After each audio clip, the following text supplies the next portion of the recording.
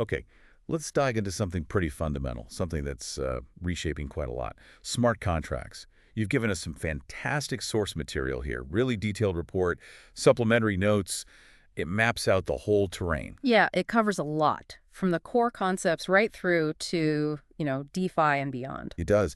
And for you listening, our goal here, our mission in this deep dive is really to pull out the most crucial bits from these sources. We want to cut through that complexity, give you a clear, fast-track understanding of what these things are, how they work, their potential, Yeah. and also the challenges, all straight from this material. Exactly. Getting to the heart of the tech, its impact, and yeah, its complexities too. So let's start right at the beginning. When I first heard smart contract, I kind of pictured like a digital vending machine for agreements. You know, put something in, conditions met, outcome pops out Yeah. automatically. Is that a fair starting point? That's actually, yeah, that's a pretty useful analogy for the core function. The more formal definition from the source material is a piece of blockchain-based code that automatically enforces the terms of an agreement when specific conditions are met. Okay, so code on a blockchain doing the enforcing. Exactly. Code as an automated self-executing agreement. Where did this idea even come from? When did it become, real? Well, the concept actually goes back to the 1990s. A cryptographer, Nick Szabo, conceptualized it. He even used that vending machine analogy you mentioned. No kidding. Back in the 90s. Yeah, but it stayed mostly theoretical for a long time until platforms like Ethereum popped up around 2015. Ethereum and then others like Avalanche, Solana, they provided the infrastructure of the blockchain and the programming languages like Solidity to actually build and deploy this stuff decentrally. Ah, okay. So Ethereum was the key to making Sogo's idea practical. Yeah. Right, let's unpack what the sources say are the fundamental characteristics. What makes a smart contract tick? What are these core properties? Okay, the sources highlight a few key things. First, they're autonomous. Once they're deployed on the blockchain, they just run. They execute based on their code and triggers. No need for ongoing human meddling. Right, like that vending machine again. Yeah. Set it up, stock it, it just works. Precisely. Then they're deterministic. Deterministic, meaning? Meaning, given the same starting point, the same inputs, a smart contract will always produce the exact same result.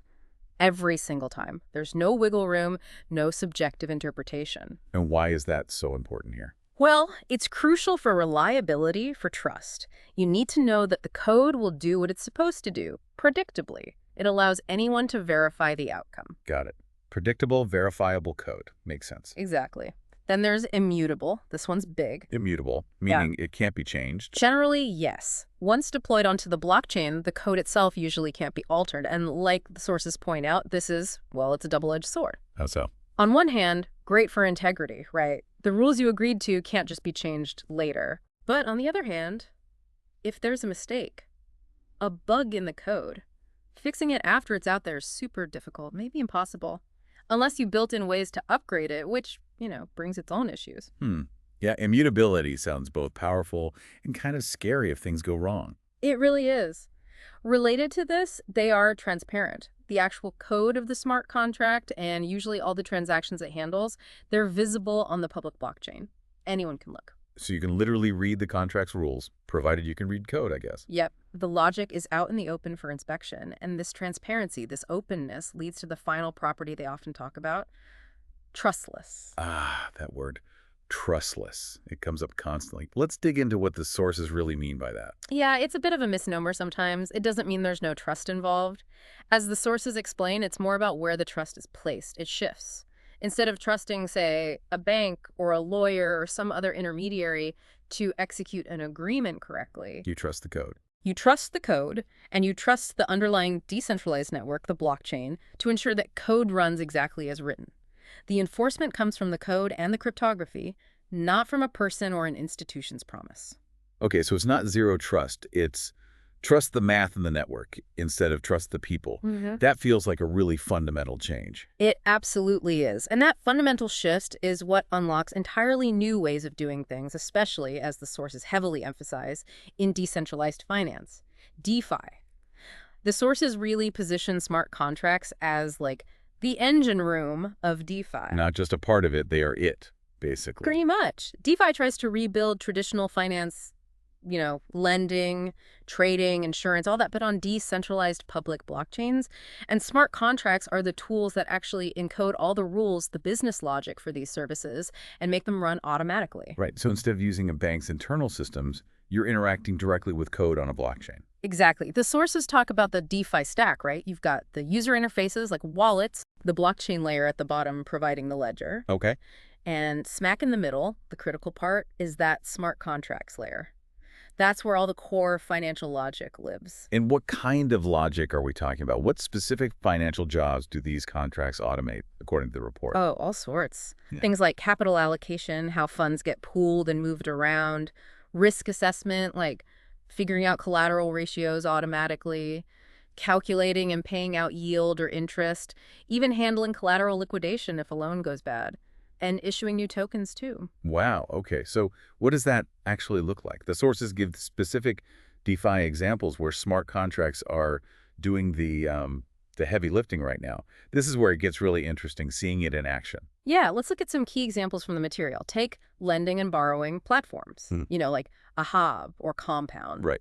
How do smart contracts handle something complex like lending? Okay, so the contracts manage these big pools of crypto assets. People deposit crypto to lend it out, and others can borrow from those pools, putting up their own crypto as collateral, all governed by the contract's rules.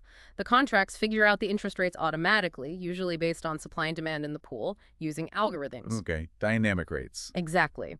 And crucially, if a borrower's collateral value drops too low, below a threshold set in the contract, The contract steps in. the smart contract automatically triggers a liquidation. It sells off the collateral to repay the loan, keeping the pool solvent. All automated, no phone calls needed. Wow. Automated risk management. That's powerful. What about trading? Like decentralized exchanges, DXs? Uniswap comes up a lot. Right. DXs often ditch the traditional order book model. Uniswap really popularized the automated market maker, or AM. That's pure smart contract magic. Basically, users deposit pairs of assets into a smart contract liquidity pool. Okay. The contract uses a simple math formula, like the famous XYK, to figure out the price based on how much of each asset is in the pool. Then, when you trade directly against that pool, and the contract automatically adjusts the price based on your trade. So you're not waiting for another person, you're trading against the code and the pool it manages. Precisely. Or think about stablecoins like DAI. How does a smart contract keep a token's price stable? That seems tricky. Well, DAI is mostly backed by collateral. Users lock up crypto, often Ether, into a smart contract vault. The contract then mints a certain amount of new DAI tokens and gives them to the user. Ah, it creates the DI based on the collateral. Right, and if the user wants their collateral back, they send the DAI back to the contract. The contract burns that DAI, destroys it, and releases the collateral.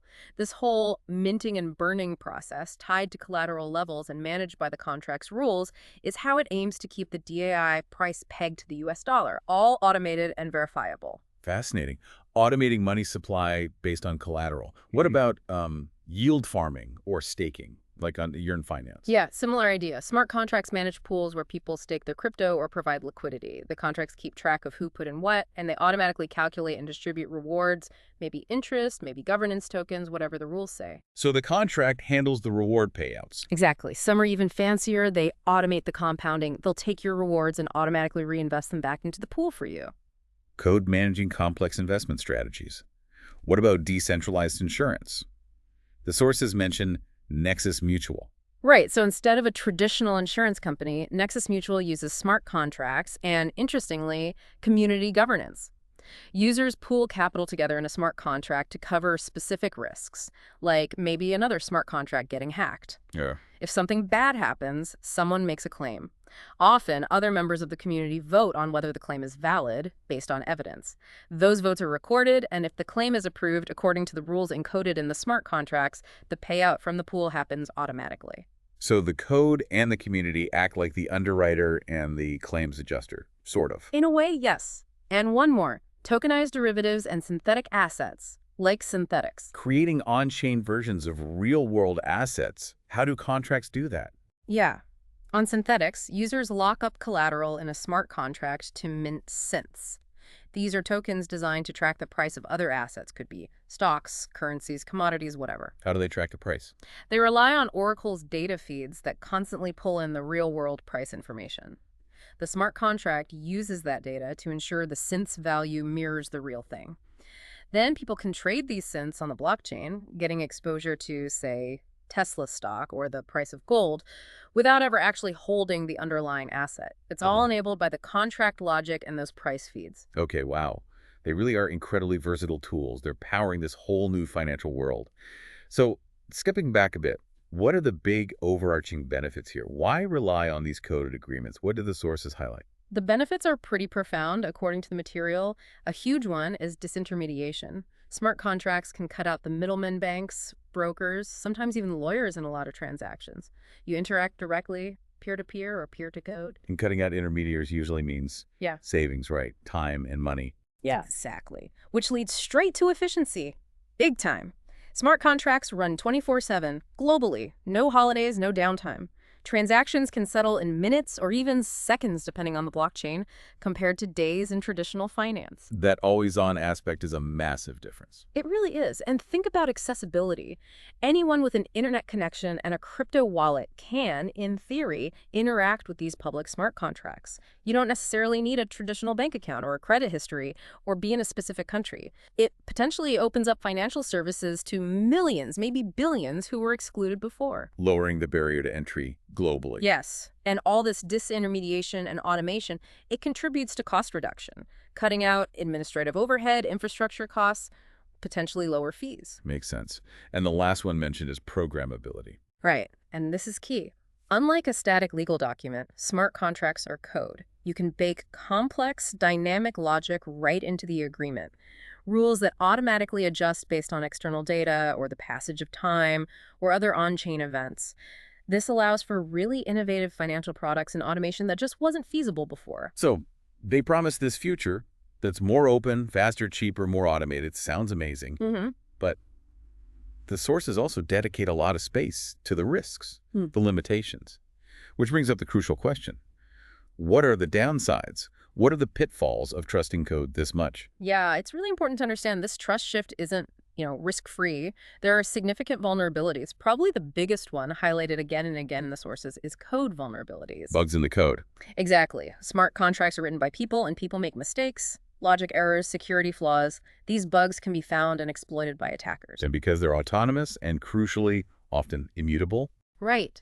A bug isn't just an error message. It can be exploited automatically, irreversibly, leading to potentially huge financial losses. The sources bring up the DAO hack from 2016 as a classic, painful example.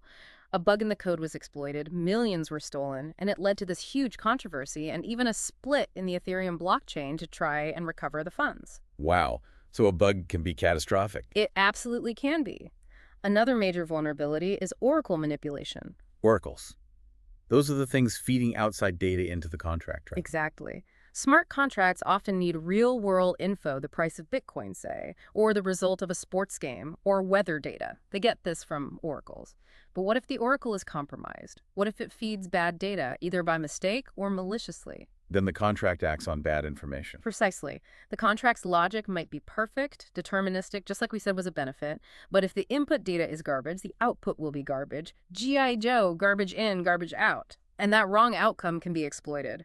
Securing those oracles is just as vital as securing the contract code itself. Right. The data source is a potential weak link. Definitely. Then there's that irreversibility issue we touched on with immutability. While it's good for ensuring the rules don't change, it means mistakes are permanent. Send funds to the wrong address.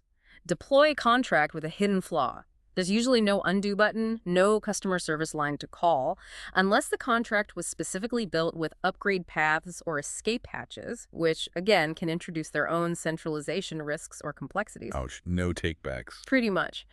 We also run into scalability limits. Blockchains, especially popular ones like Ethereum, can only process so many transactions per second. Right, they get congested. Exactly.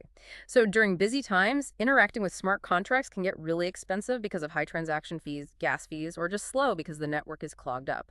This limits how practical they are for some high-volume uses. More demand means higher costs and longer waits. Yeah. And finally, a big one. Regulatory uncertainty. Smart contracts operate in this kind of legal gray zone. How are they treated legally? Are they binding contracts in the traditional sense? Who's liable if a faulty contract loses money?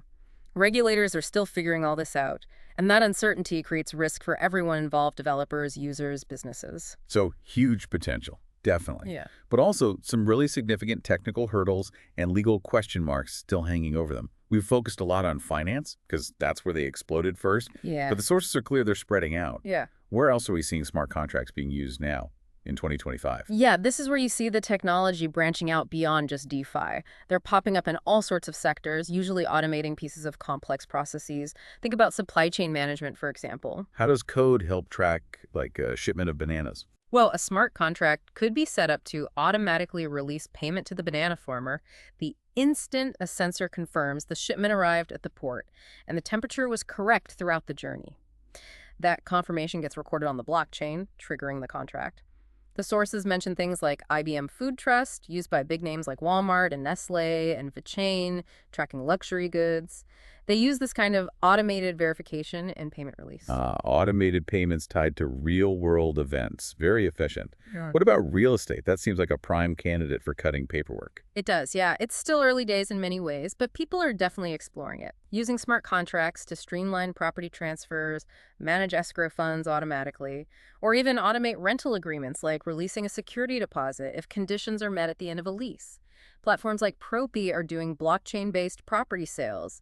Ubiquity is tokenizing titles. Taking intermediaries and delays out of a notoriously slow process, and gaming and NFTs. That's massive now. Oh, absolutely fundamental there. Smart contracts are what define ownership of an NFT, that unique digital item. They run the marketplaces like OpenSea where these things are traded, ensuring the NFT is transferred only when payment is confirmed. Right. And a really cool part, many NFT contracts automatically handle royalties.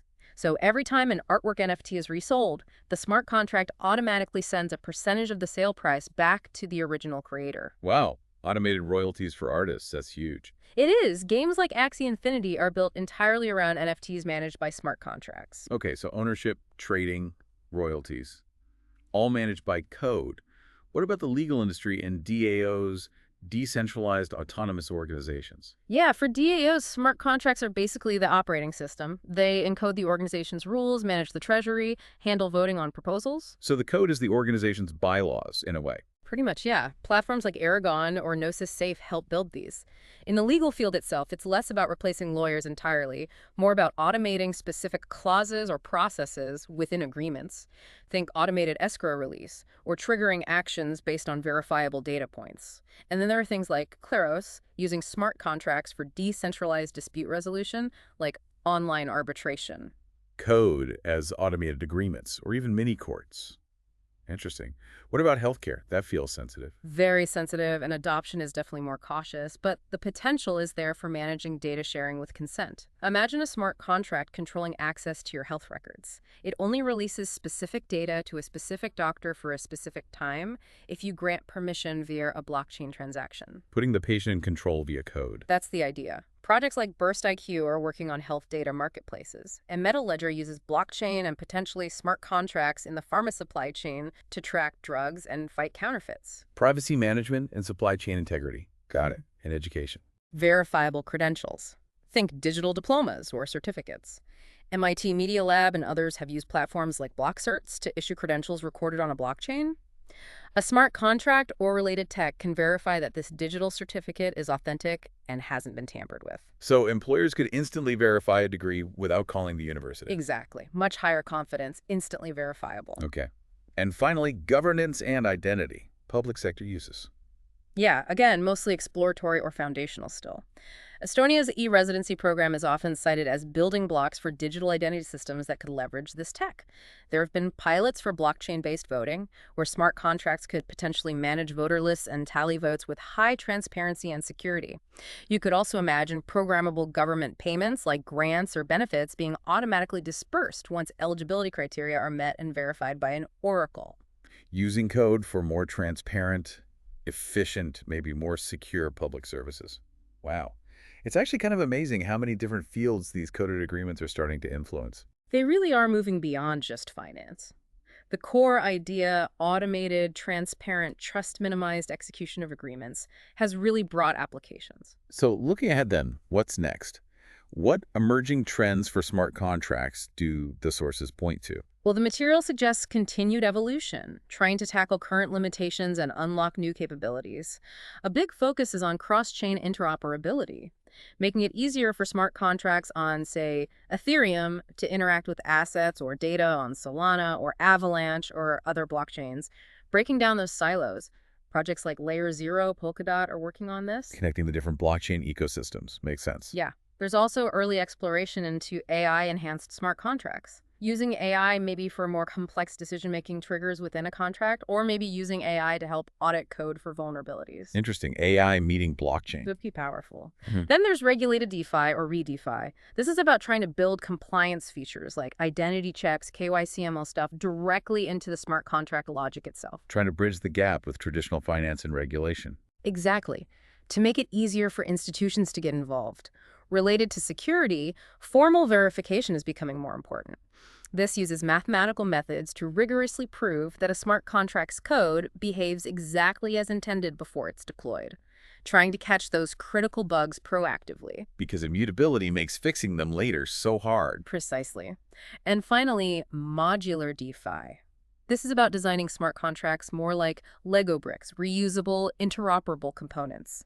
So developers can easily snap together different functions, lending, trading, staking, to build more complex applications faster and hopefully more securely. Building a more robust, more connected, maybe safer ecosystem for this tech. That seems to be the direction, yeah. Addressing the weaknesses while building on the strengths. Wow. Okay, so we've really traced the arc here from a 90s concept to the absolute engine of DeFi, enabling everything from peer-to-peer lending and automated trading, right through to tracking supply chains, issuing digital diplomas, even new forms of governance. It's undeniable that smart contracts are fundamentally changing systems by shifting trust towards code and automating processes everywhere. Absolutely. And as the sources constantly remind us that immense potential for efficiency, for accessibility, for cutting out middlemen, it comes hand in hand with those really significant challenges. Code security, Oracle reliability, the inflexibility of mutability, scaling issues, the regulatory questions. It's an incredibly powerful tool, but one that demands really careful design, rigorous auditing, and a clear understanding of its limitations. It really represents a fundamental shift, doesn't it? Moving away from relying on traditional institutions, banks, insurers, legal systems, maybe even electoral bodies, towards relying on autonomous code for critical functions.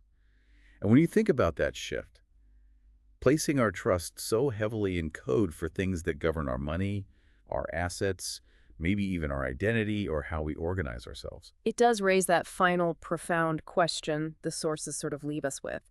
If we're moving towards this world increasingly run by automated agreements, what new kinds of trust do we need to develop? What new forms of vigilance are required? And maybe most importantly, what new vulnerabilities might we be creating for ourselves in this increasingly automated future? Definitely a lot to chew on as this technology keeps weaving itself into our world. Thanks for walking us through this deep dive into smart contracts today. Keep exploring, keep questioning how these coded agreements are reshaping things.